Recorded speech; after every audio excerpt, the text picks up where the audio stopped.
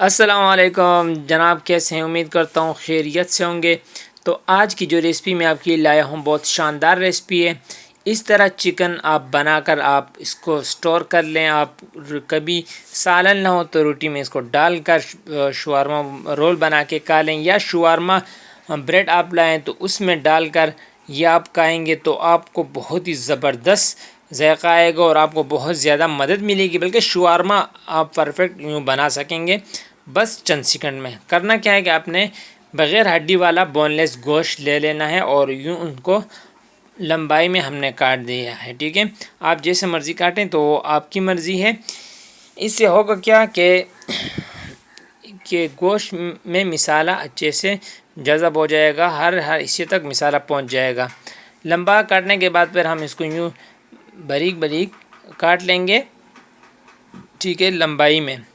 آپ چاہیں تو آپ اس طرح کٹنگ کرنا چاہیں تو وہ آپ کی مرضی ہے۔ ان سب کو اس طرح کاٹ لیں گے۔ یہ بہت ہی آسان ریسپی ہے، ٹھیک ہے۔ تو یہ دیکھیں ہم نے چکن کو کاٹ لیا ہے اس شیپ میں۔ اب ہم اس کو سرکہ ڈال کر اس کو تھوڑا سا دھوئیں گے، ٹھیک ہے، اور ساتھ ہم ڈالیں گے نمک، تاکہ نمک جو ہے وہ پورے گوشت میں اچھے سے مل جائے، ٹھیک ہے۔ ہم نے 1 ٹیبل اسپون نمک ڈالا ہے، اور اب پانی ڈال کر ہم اس کو رکھ دیں گے 10 سے 15 منٹ کے لیے، تاکہ اس کے اندر جو اسمیل وغیرہ ہو وہ بھی ختم ہو جائے سب کچھ، ٹھیک ہے۔ اب ہم دوسری سائڈ پہ ایک باؤل سے لے لیں گے اور اس میں جو چیزیں ڈالیں گے مسالہ بنانے کے لیے، اس میں سب سے پہلے جائے گا ادرک لہسن کا پیسٹ 1 سے 1.5 ٹیبل اسپون آپ شامل کر لیں۔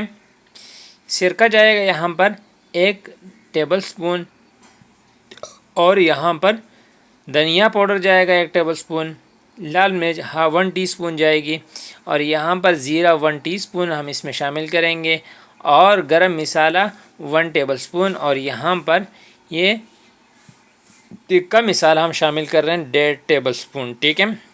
اور اس کو ہم نے یوں اچھے سے مکس کر لینا ہے، ٹھیک ہے۔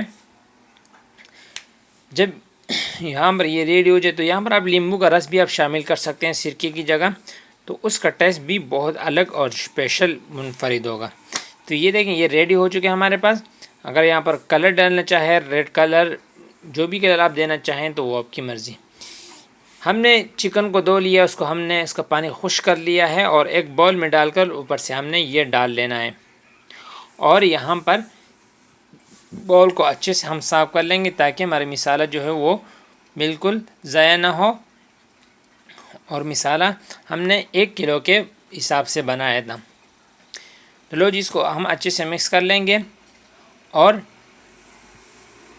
ایک مکس کرنے کے بعد ہم اس کو رکھیں گے ایک سائڈ پہ تقریباً گھنٹہ 2 گھنٹہ، یا جتنا مرضی آپ رکھنا چاہیں، تو یہ اس میں میرینیٹ اچھے سے ہو جائے گا اور گوشت بہت مزیدار بنے گا۔